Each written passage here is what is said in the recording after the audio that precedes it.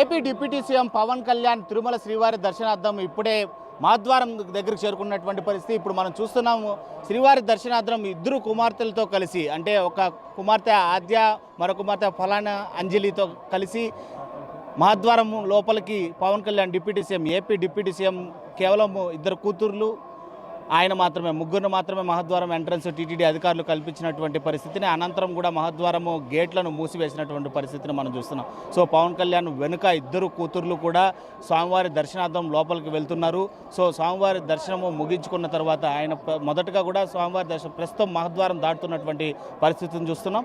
మహద్వారం దాటిన తర్వాత మనకు కనిపిస్తున్నటువంటి అక్కడ ఏదైతే ధ్వజస్తంభం ఉందో ఆ ధ్వజస్తంభం వద్ద నమస్కరించి టీటీడీ అధికారులు ఆయనకి స్వాగతం పలికారు.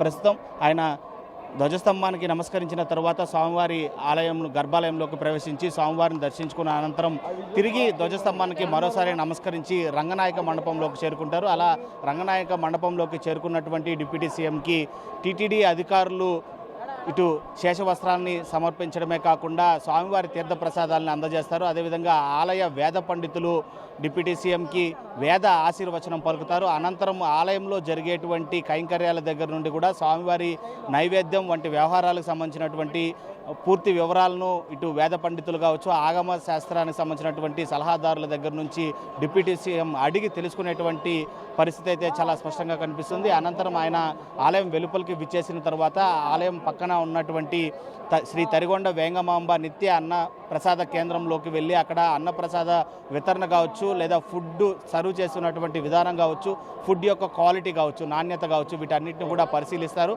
అనంతరం తిరిగి తిరుమలలో ఆయనకి ఏర్పాటు చేసినటువంటి బస అయినటువంటి గాయత్రి గెస్ట్ హౌస్కి చేరుకున్న తర్వాత టీటీడీకి సంబంధించినటువంటి కీలకమైనటువంటి అధికారులు, అంటే కార్యనిర్వహణ అధికారి కావచ్చు, అడిషనల్ ఈవో కావచ్చు, మిగిలిన ఆలయానికి సంబంధించినటువంటి అధికారులు, అదేవిధంగా వేద పండితులు, ఆగమ సలహాదారులతో ఆయన భేటీ అయ్యి తిరుమల యొక్క ప్రాశస్త్యం కావచ్చు, అదేవిధంగా తిరుమలలో స్వామివారికి సమర్పిస్తున్నటువంటి నైవేద్యం కైంకర్యాలకు సంబంధించినటువంటి వ్యవహారాలను, అదేవిధంగా మొన్న జరిగినటువంటి ఏదైతే లడ్డు నెయ్యికి సంబంధించినటువంటి కల్తీ వ్యవహారానికి సంబంధించి చేపట్టినటువంటి సిట్టు విచారణ కావచ్చు, వీటన్నిటిపైన కూడా ఆయన వివరాలను అడిగి తెలుసుకునేటువంటి దాఖలాలు కనిపిస్తున్నాయి.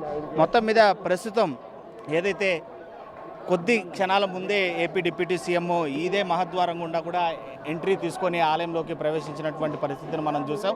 మరికొద్ది క్షణాల్లోనే, అంటే దాదాపు ఒక 30 మినిట్స్ వ్యవధిలోనే ఆయన తిరిగి ఇదే మహద్వారం నుండి కూడా బయటికి వస్తారు.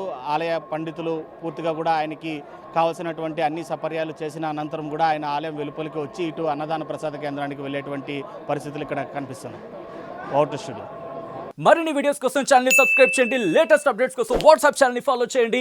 అండ్ లింక్ డిస్క్రిప్షన్ లో ఉంది.